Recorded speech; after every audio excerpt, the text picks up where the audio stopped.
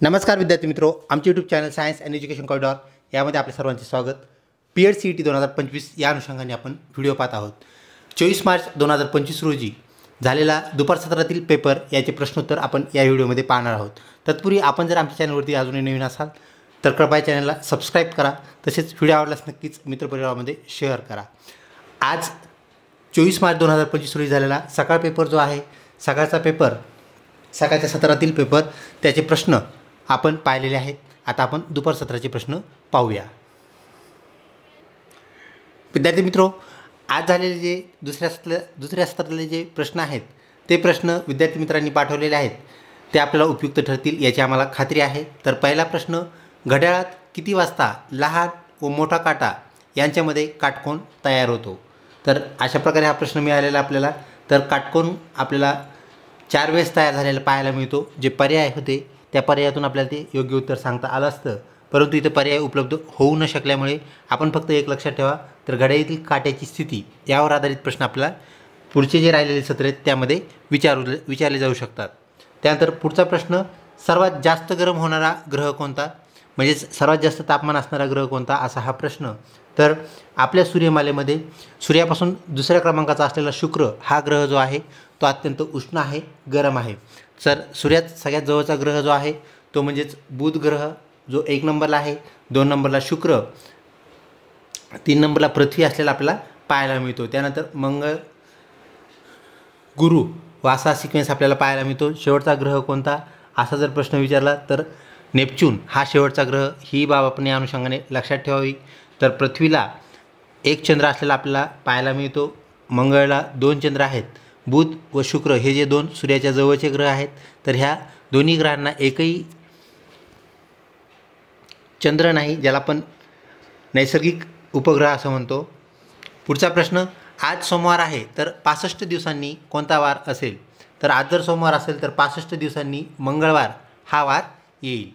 त्यानंतर पुढचा प्रश्न, विद्यार्थी मित्रो, व्हिडिओ आवडत असल्यास नक्कीच लाईक करा, तसेच मित्रपरिवारामध्ये शेअर करण्यास काहीच हरकत नाही। 15 ऑगस्ट 1947 रोजी कोणता वार होता? तर 15 ऑगस्ट 1947 रोजी शुक्रवार होता। ऑप्शन जो आहे त्यातील शुक्रवार हे करेक्ट उत्तर होय। गटात न बसणारा शब्द कोणता, म्हणजेच वेगळा शब्द ओळखा, असा हा प्रश्न।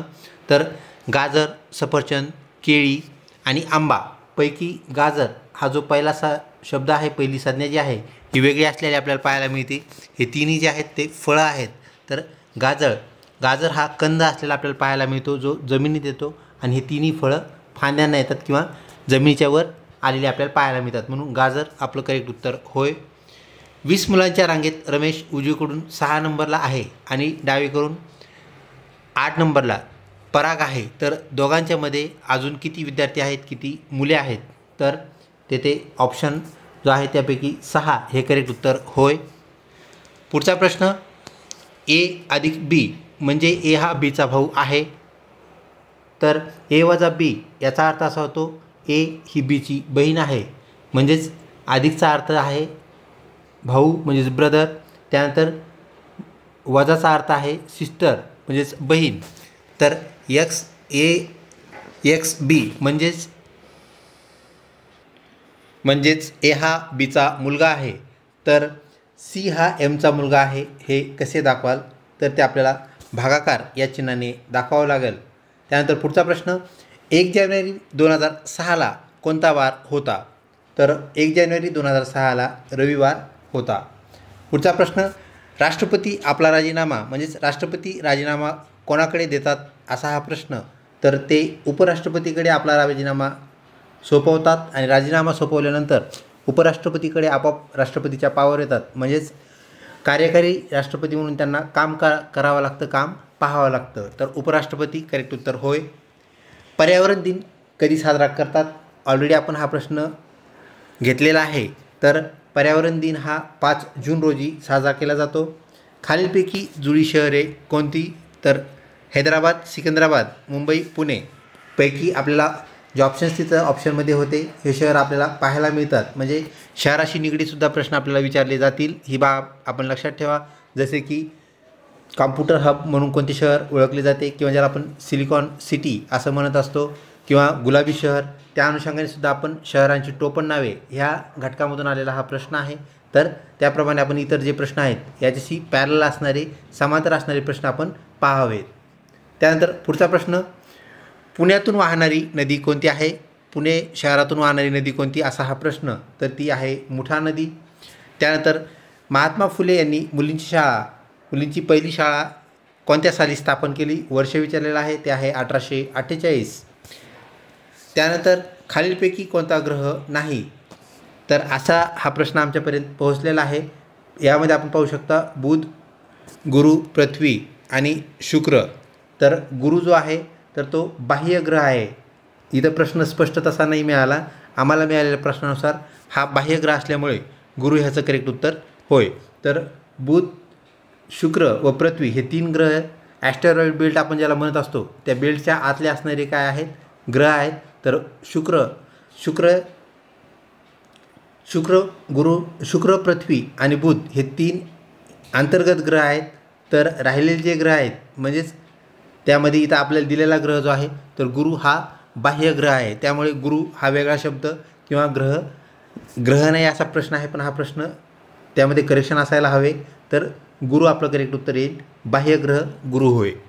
त्यानंतर विधानसभेत किती सदस्य असतात? तर विधानसभेमध्ये म्हणजेच महाराष्ट्रामध्ये आमदारांच्या किती जागा असा हा प्रश्न ऑलरेडी आपण जो घेतलेला आहे।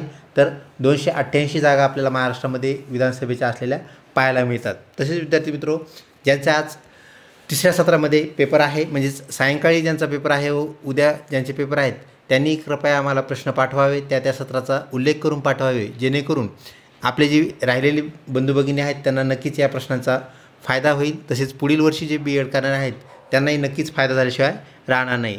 आपल्याला जे प्रश्न आतापर्यंत प्रश्नपत्रिका 2017 ते 24 पर्यंत पाहायला मिळाल्या, तुमच्यासारख्या विद्यार्थ्यांनी ते प्रश्न आमच्याकडे सुपूर्द केले होते, दिले होते, ही बाब आपण लक्षात घ्या। पुढचा प्रश्न जो की ऑलरेडी आपल्या परिचयाचा आहे, WHO चे पूर्ण रूप काय आहे असा प्रश्न आज विचारण्यात आला होता। तर वर्ल्ड हेल्थ ऑर्गनायझेशन म्हणजेच जागतिक आरोग्य संघटना हे WHO याचे पूर्ण रूप होय। त्यानंतर पुढचा प्रश्न विद्यार्थी मित्रो, 2 मांजर 2 उंदीर 2 मिनिटात खातात, तर 100 उंदीर खाण्यासाठी 50 मिनिटात किती मांजरे लागतील? म्हणजेच मांजरीची संख्या आपल्याला सांगायची, अशा प्रकारचा एक प्रश्न आमच्यापर्यंत आलेला होता। त्यानंतर पुढचा प्रश्न, आधुनिक भारतीय शिक्षणाचे जनक कोणास म्हणतात? तर लॉर्ड माउंटबॅटन ज्यांनी अनेक सुविधा भारतामध्ये उपलब्ध करून दिल्या त्यांना आधुनिक भारतीय शिक्षणाचे जनक असे म्हणतात। दिलेल्या पर्यायामध्ये जर हे उत्तरात असेल तर हे करेक्ट उत्तर होय। त्यानंतर भारतीय सरकारचे प्रमुख कोण असतात? तर आपल्या पूर्ण सरकारला जबाबदार कोण असतात असा हा प्रश्न। तर पंतप्रधान हे जे पद आहे भारतामध्ये कार्यकारी प्रमुख म्हणून काम करत असतं, म्हणजे पंतप्रधानाला भारतामध्ये सर्वोच्च अधिकार आहेत हे लक्षात घ्या। तर राष्ट्रपतीचे जे अधिकार आहेत ते पंतप्रधानांच्या तुलनेत आपल्याला दुय्यम असलेले पाहायला मिळतात। तर इतर देशामध्ये राष्ट्राध्यक्ष म्हणजेच राष्ट्रपती हे प्रमुख पद असते, तर आपल्या देशामध्ये पंतप्रधान हे सरकार आहे किंवा सरकारमधील प्रमुख पद होय। तर याचं उत्तर पंतप्रधान होय। कोणत्या वायूमुळे हवेचे प्रदूषण होते?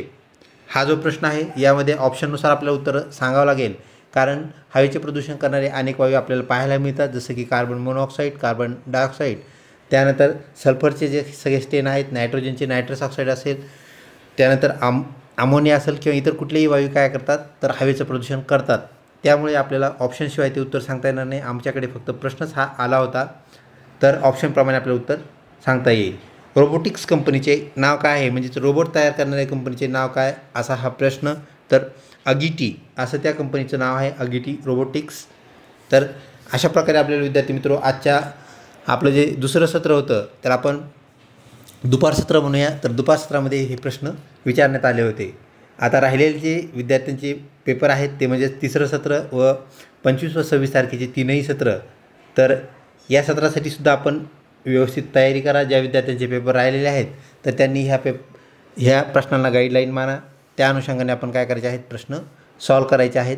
तसेच आजच्या सगळ्या सत्राचे प्रश्न जे आहेत त्याचा व्हिडिओसुद्धा आपण बनवलेला आहे आणि डिस्क्रिप्शन बॉक्समध्ये आपण त्याची लिंक देऊया, जेणेकरून आपल्या सकाळचे सत्र व दुपारच्या सत्राचे प्रश्न पाहावयास मिळतील, अभ्यासावयास मिळतील।